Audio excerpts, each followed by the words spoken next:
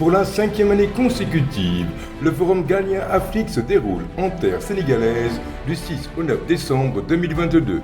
Le Forum Galien Afrique offrira une plateforme d'échange exceptionnelle autour du thème « Accélérer la marche de l'Afrique vers la couverture sanitaire universelle ». Placé sous la présidence effective de son Excellence M. Macky Sall, président de la République du Sénégal, le Forum Galien Afrique réunira des experts scientifiques des secteurs de la santé, de l'économie, de l'environnement, d'éminentes personnalités politiques et de la société civile, d'anciens récipiendaires de prix Nobel, des universitaires et des centaines d'étudiants en médecine et pharmacie, ainsi que des jeunes innovateurs. Cette 5e édition du forum, avec 1500 participants, sera organisée en format présentiel et virtuel avec, du 6 au 9 décembre 2022, un forum des jeunes, un forum des femmes et un forum scientifique.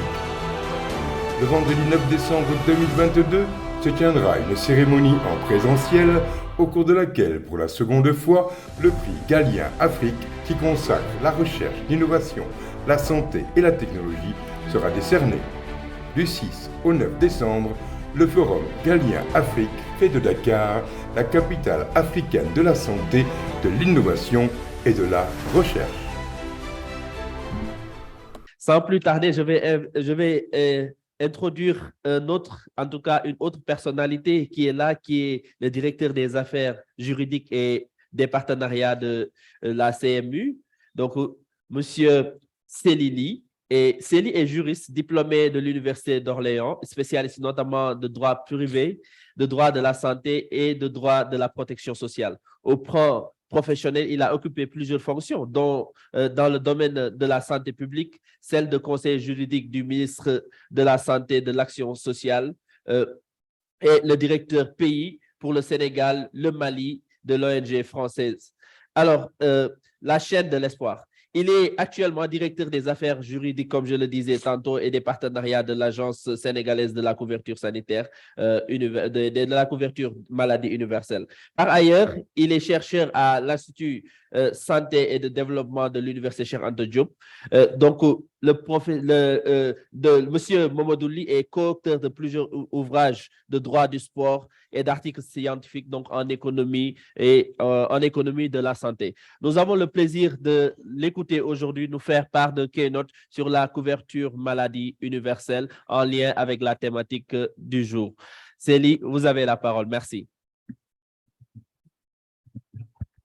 Merci beaucoup, Massamba. Madame le professeur Aomari Kolsek,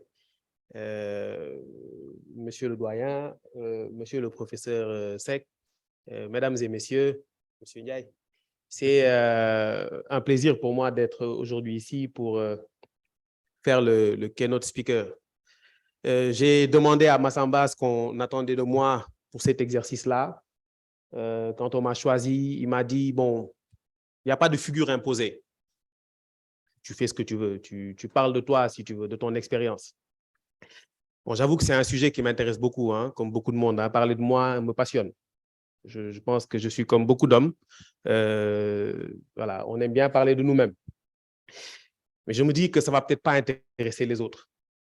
Surtout que dans la salle, je sais qu'à mes côtés, il y aura le professeur Aomari Kolsek. Massamba a cité son parcours. Professeur émérite, hospitalier de renom, ministre, fonctionnaire international sportif de basket. Hein. Je ne raconterai pas le match de basket que j'ai suivi dans les années 90 hein, avec les anciennes... Non, ce n'était pas pathétique, c'était magnifique, mais je garde, c'est fait pour une autre fois. Et donc je vais dire qu'en termes de parcours, bon, je fais l'impasse sur le mien. Et donc, j'avais choisi de faire une petite discussion technique sur la couverture sanitaire universelle, sujet sur lequel je travaille depuis maintenant 10 ans, un peu plus. Et c'était en préparant tout cela qu'il s'est passé quelque chose ce dimanche. Hein. Dimanche soir, bon, après la défaite, malheureusement, bon, on dînait légèrement avec des amis. Et des amis qui sont de jeunes médecins, qui viennent à peine de sortir de la fac. Beaucoup ont ont soutenu cette année. Hein. Pour la petite histoire, l'une de ces personnes est mon épouse et a soutenu cette direction du professeur Ibrahima Seck. Donc, c'est de jeunes médecins. Et dans la discussion, je les vois qui défendent que dans les structures de santé, il faut faire payer les usagers.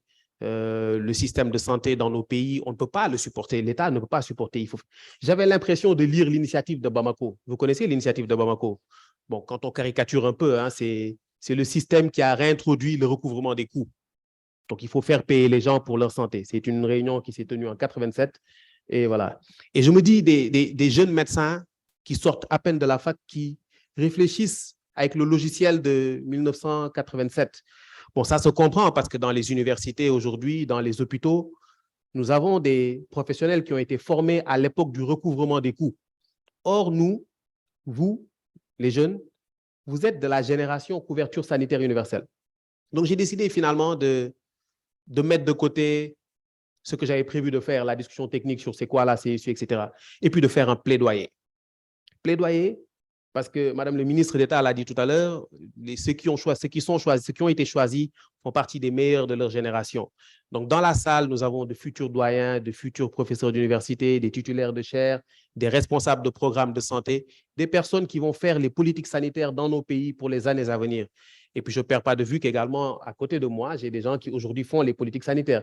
Donc, c'est un plaidoyer qui, accessoirement, s'il peut être utile s'il peut faire évoluer les idées de ceux qui sont autour de moi, je suis preneur. Mais c'est plus pour les jeunes, pour cette génération CSU. J'ai décidé de parler de ma conception de la CSU. Il y a plusieurs approches de la CSU. Mais la manière pour moi, dans les pays africains, dont il faut approcher cette question-là. Cette vision de la CSU, pour aller vite, c'est la vision beveridgienne. Vous vous rappelez des cours de terminale, hein, ceux qui ont fait le programme sénégalais, Beveridge, Bismarck, vous vous rappelez. Le système beveridgien, pour aller vite, c'est un système où la gratuité prédomine. Je vais à grands traits, hein, c'est beaucoup plus subtil que ça. Mais nous sommes dans un système où on ne fait pas payer les gens. Et pourquoi je dis que dans nos pays, il faut qu'on aille vers ce schéma-là? Nous avons un taux de pauvreté, une incidence de la pauvreté dans la zone UEMOA, dans les 8 pays de l'UEMOA, qui est autour de 40%. Le Sénégal s'en sort mieux que les autres. Nous sommes à 37%, mais 40%. Dites-vous bien donc que pour chaque 10 personnes, 4 sont en dessous du seuil de pauvreté.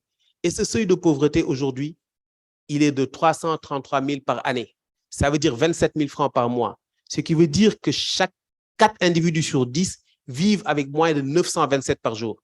927 francs. Et quand on dit 927 francs, il y a le petit déjeuner dedans, le déjeuner, le dîner, les frais de scolarité, de transport, l'eau, l'électricité, l'éducation, le loyer et la santé.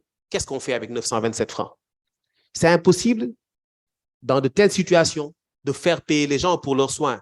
Le scanner, 30 000 francs, l'IRM, 120 000, les frais d'hospitalisation, l'intervention chirurgicale.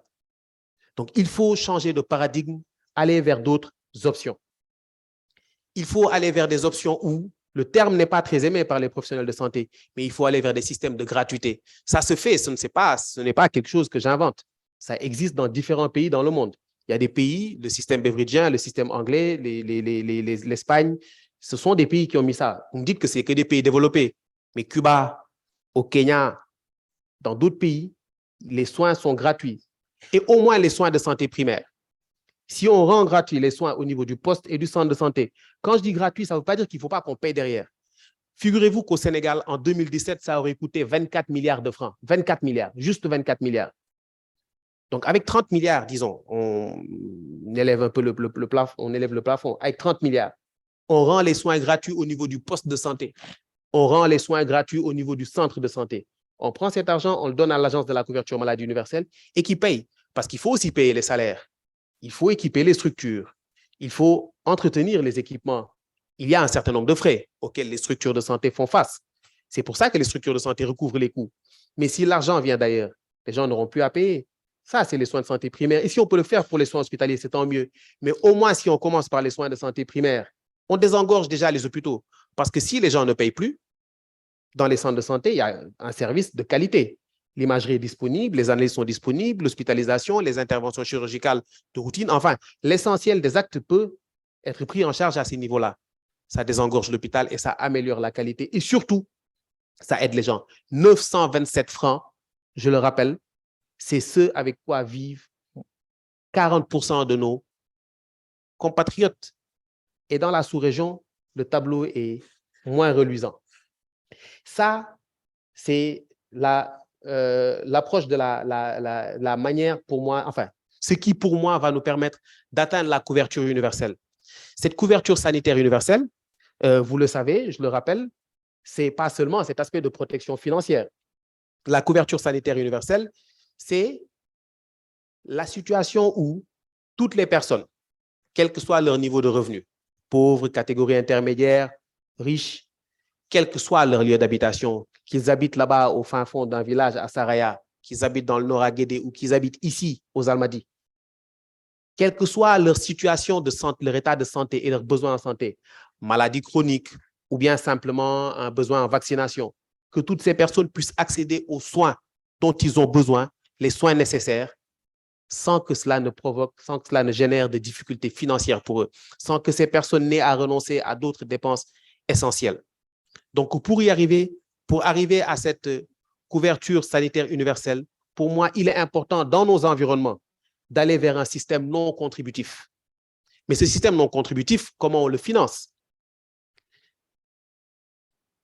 Si on met 1% de plus sur tout ce qu'on achète, 1%.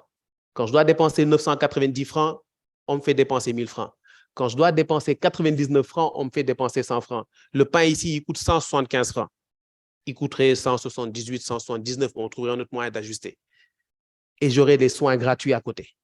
Et ça se fait ailleurs et ça marche. Je prends le transport là où je devais payer 150 francs, je paye 151 francs. Donc, je contribue à ma santé progressivement. Et pour y arriver, il faut un changement de paradigme. On aime bien employer le terme changement de paradigme. Mais ici, c'est un vrai changement de paradigme pour les États. La santé doit être considérée comme quelque chose d'essentiel. Et quel que soit ce que ça coûte, il faut mettre de l'argent. C'est comme la police. Les États ne se demandent jamais pour la sécurité, ça coûte combien? S'il faut investir dans la sécurité, ils le font. Et quand vous avez besoin aujourd'hui du service public de la police, vous y avez accès. Dans la circulation, on arrête les mobylettes, on arrête les V8. On va dire que tout le monde est égal face à ce service public-là. Et quel que soit ce que ça coûte, les États le mettent sur la table. La santé doit être considérée comme ce genre de service public-là. Il faut qu'on considère que quand quelqu'un se soigne, quand quelqu'un a besoin de se soigner, il se soigne. Et on met les moyens derrière. Et on fait contribuer les gens, comme je vous l'ai dit tout à l'heure. Si on me fait contribuer quand je consomme et que je sais que j'ai des soins gratuits, des médicaments gratuits, je serai prêt à faire cela. Quand j'ai calculé pour l'année 2017 que j'avais pris comme référence, si on mettait 1% de points de plus de TVA, on mobilise 90 milliards de francs. Et je vous ai dit qu'avec 24 milliards en 2017, on couvrait gratuitement les soins de santé primaire. Donc, le plaidoyer que je voulais faire aujourd'hui, c'était insister pour que les futurs acteurs de la santé, que beaucoup sont ici, et les actuels acteurs de la santé, se disent en fait qu'on devrait un peu sortir de cette logique de recouvrement des coûts. Il ne s'agit pas de dire, comme dans la CSU, enlevons les paiements directs. Il faut aller plus loin. Et c'est possible. Si on veut être au rendez-vous de l'agenda de 2030, comme on l'a demandé pour l'évaluation des ODD, l'agenda de 2063 CSU en l'Union africaine, les solutions sont très simples. Mettons l'argent et les gens auront accès aux soins. Voilà, Massamba, Madame le ministre d'État, Mesdames, Messieurs, le sens que je voulais donner aujourd'hui à mon intervention. Merci beaucoup. Merci beaucoup. Mettons l'argent et les gens auront accès aux soins. Ça s'adresse à nous tous. Merci beaucoup, Monsieur Sely. Alors, effectivement, nous l'avons vu tour à tour. Nous avons eu droit justement à des interventions inspirantes pour démarrer cette matinée. Je vais juste rappeler l'agenda avant de libérer nos officiels pour pouvoir débuter la journée. Aujourd'hui, nous allons voir 3 parties. Dans la première partie, tout à l'heure, nous allons voir avec, bien sûr, M. Nongofal, les caractéristiques et les compétences clés pour un leader leadership efficace. Nous allons aborder les questions de leadership personnel, communication transformationnelle, intelligence relationnelle, ainsi, voilà. Ensuite, nous allons observer une pause pour pouvoir ensuite revenir et entrer, en tout cas, dans la transformation digitale. Et ici, nous allons aborder justement la question de transformation digitale et de disruption, les notions de télémédecine et de santé 4.0 et les enjeux de la santé comme levier d'équité territoriale. Nous allons essayer de décrypter le nouvel environnement numérique de la santé, comprendre les sujets numériques actuels tels que l'open data, le smart grid, le cloud computing, l'Internet of Things et le patient connecté. Comprendre le rôle des pouvoirs publics sanitaires sur cette transformation digitale et appréhender les bénéfices d'une action numérique dans le domaine de la santé. Ainsi, saisir justement l'importance de la data, des données dans la médecine connectée et comment traiter le patient 4.0. Voici un peu ce que nous allons aborder dans la deuxième partie. Et enfin, nous allons nous attaquer justement à la capacité de résilience avec, bien sûr, Nongo qui va revenir après Aboubakar Sadikh Ndiaye. Alors, Nongo va venir justement nous discuter avec nous sur comment oser être un bon compagnon avec soi et avec les autres, maîtriser les règles d'hygiène relationnelle et différencier le système, en tout cas méthode dans les relations humaines et les pratiques justement de restitution symbolique. Tour à tour, voici les interactions que nous allons avoir aujourd'hui et vous le savez, à l'image des interventions, nous avons ici abordé la question de savoir-être, de savoir-faire. Nous avons abordé la question de changement, nous avons abordé la question de transformation. Et cette thématique qui nous interpelle, qui est au cœur justement de cette édition du forum, qui est la couverture sanitaire universelle, ne peut avoir lieu que quand nous avons des alternatives, quand nous arrivons à pouvoir changer de paradigme. Et pour changer, ce sont les leaders qui sont capables de faire changer les paradigmes. Ce sont vous qui arriverez dans les instances de prise de décision, qui vont vraiment porter l'innovation au cœur de nos processus. Et justement, le forum des jeunes porte justement sur jeunesse et innovation pour atteindre justement la couverture sanitaire universelle. Merci infiniment, chers professeurs. Merci infiniment, chers panélistes. Nous allons justement vous libérer pour pouvoir aborder la session tout à l'heure. Je remercie Colonel. Et comme son nom l'indique, colonel, il est justement en premier front de l'armée, justement, de la task force du Forum Galien Afrique, que je remercie infiniment pour son leadership transformationnel. Merci beaucoup et à tout à l'heure pour débuter la session. Pour la 5e année consécutive, le Forum Galien Afrique se déroule en terre sénégalaise du 6 au 9 décembre 2022. Le Forum Galien Afrique offrira une plateforme d'échange exceptionnelle autour du thème « Accélérer la marche de l'Afrique vers la couverture sanitaire universelle ».